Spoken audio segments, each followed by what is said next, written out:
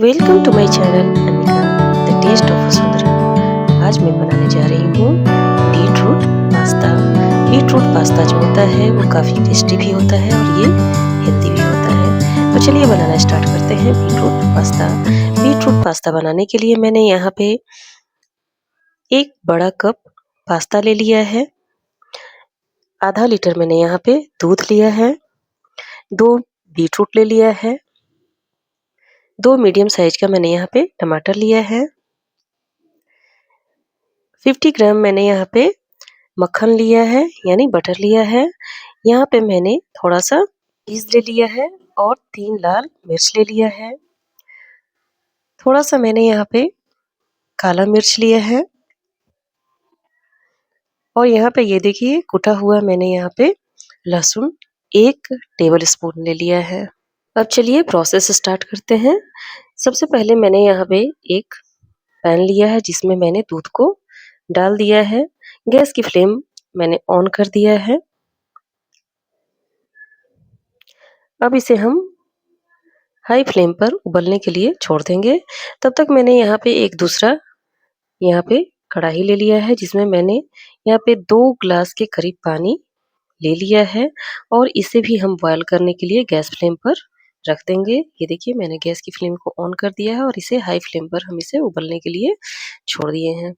ये देखिए तब तक हमारा दूध जो है उबल गया है। अब हम इसका पनीर बनाएंगे। गैस की फ्लेम को मैंने यहाँ पे ऑफ कर दिया है और मैंने एक नींबू को निचोड़ लिया है और उसमें 1 चम्मच पानी मिला लिया है।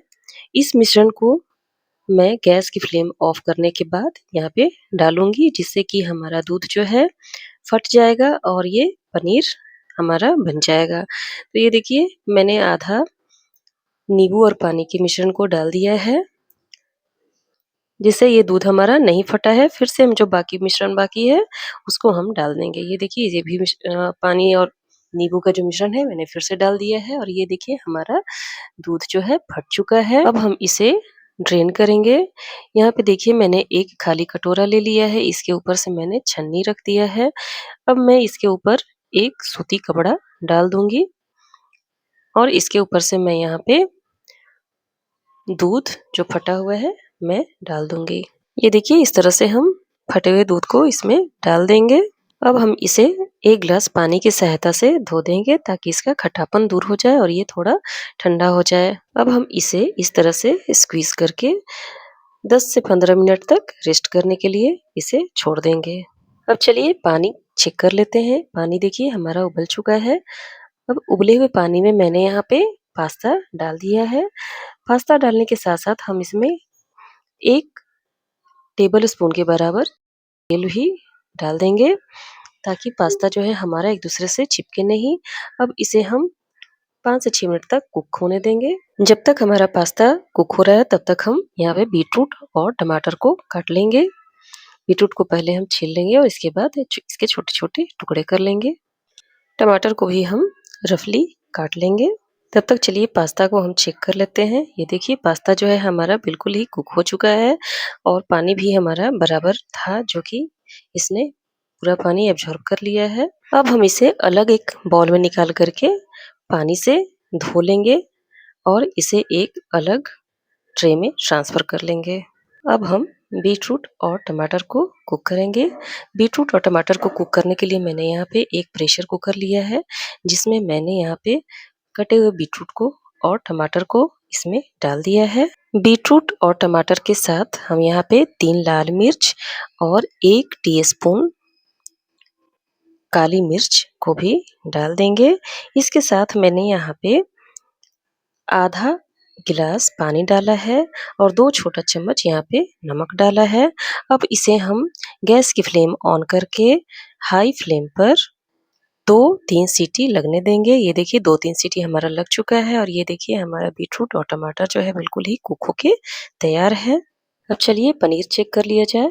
ये देखिए पनीर भी बिल्कुल सेट हो चुका है। चलिए नेक्स्ट प्रोसेस में चलें। नेक्स्ट प्रोसेस में हम यहाँ क्या करेंगे कि मिक्सर जार में पनीर को इस तरह से क्रश करके डाल देंगे और साथ में उबले हुए बीटरूट और टमाटर को भी इसमें हम डाल देंगे और इसे हम फाइनली पीस लेंगे। ये देखिए बीटरूट और टमाटर जो है फाइनली पिस चुका है। अब चलिए पास्ता बनाया जाए। पास्ता बनाने के लिए मैंने यहाँ पे एक कढ़ाई को गैस फ्लेम पे चढ़ा दिया है। कढ़ाई हमारा गर्म हो चुका है। अब मैं यहाँ पे बटर को डाल रही हूँ। बटर मेल्ट हो चुका है। बटर मेल्ट होने के साथ ही मैंने यहाँ पे 1 टेबल स्पून कुटे हुए लहसुन को डाल दिया है। अब लहसुन को हम लाल होने तक बटर में पकाएंगे। जब लहसुन को बटर में डाला जाता है तो इससे काफ़ी अच्छी खुशबू आती है। लहसुन जो है हमारा अच्छी तरह से गोल्डन ब्राउन हो चुका है। अब इसमें हम टमाटर, बीटरूट के प्यूरी को डाल देते हैं और इसे हम थिक होने तक हाई फ्लेम पर 6 से 7 मिनट तक इस तरह से लगातार चलाते हुए पकाते हैं। इसे लगातार चलाना ज़रूरी होता है क्योंकि इससे काफ़ी बुलबुले निकलते हैं जो कि बहुत गर्म होते हैं और वो हमारे शरीर पर भी पड़ सकते हैं। इसलिए हम इसे लगातार चलाते रहेंगे तब तक जब तक कि इसकी कंसिस्टेंसी जो है हाई ना हो जाए। अब चलिए चीज़ को हम ग्रेट कर लेते हैं। चीज़ को हम जो पतला वाला होल होता है उससे ग्रेट कर लेंगे। ये देखिए चीज़ जो है हमारा ग्रेट हो चुका है। अब हम इसे इस ग्रेवी में हाफ या हाफ से ज़्यादा डाल देंगे और थोड़ा-सा बस रहने देंगे गार्निशिंग के लिए। तो चीज़ डालने के बाद भी हम इसे 2-4 मिनट तक हाई फ्लेम पर पकाएँगे। चीज़ डालने से इसमें हमारा जो मिश्रण होता है वो काफ़ी क्रीमी दिखने लगता है और इसका टेक्सचर भी चेंज हो जाता है। चीज़ डालने के बाद मैंने इसे 3 से 4 मिनट तक पका लिया है और ये हमारा ग्रेवी बिल्कुल बन के तैयार है। अब इसमें हम पास्ता डाल देंगे। पास्ता को मैंने ग्रेवी में डाल दिया है। पास्ते के डालने के बाद हम इसमें ऑर्गेनो और पिज़्ज़ा सिज़लिंग डालेंगे। ऑर्गेनो मैंने यहाँ पे डाला है, पिज़्ज़ा सिज़लिंग मैंने यहाँ पे स्किप किया है। इसके साथ-साथ मैं यहाँ पे थोड़ा-सा नमक डाल दूँगी क्योंकि पास्ता में मैंने नमक नहीं डाला था, सिर्फ़ ग्रेवी में मैंने नमक डाला था। ये देखिए मैं यहाँ पे ऑर्गेनो डाल रही हूँ और इसे डालने के बाद भी हम 2 से 3 मिनट तक इसे चला लेंगे। 2 से 3 मिनट मैंने यहाँ पे ऑर्गेनो डालने के बाद इसे चला लिया है। अब यहाँ पे मैं 1 चुटकी के बराबर फिर से यहाँ पे काली मिर्च पाउडर डाल रही हूँ और 1 टीस्पून मैंने यहाँ पे लाल मिर्च पाउडर डाला है। आप चाहें तो इसे स्किप भी कर सकते हैं क्योंकि ऑलरेडी हमने यहाँ पे लाल मिर्च डाला है और काला मिर्च भी डाला है।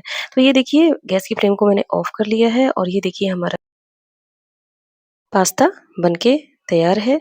अब इसे हम चीज़ के साथ गार्निश कर लेंगे और इसे हम इस तरह से सजा लेंगे। देखिए इसका टेस्ट जो होता है काफ़ी अच्छा होता है।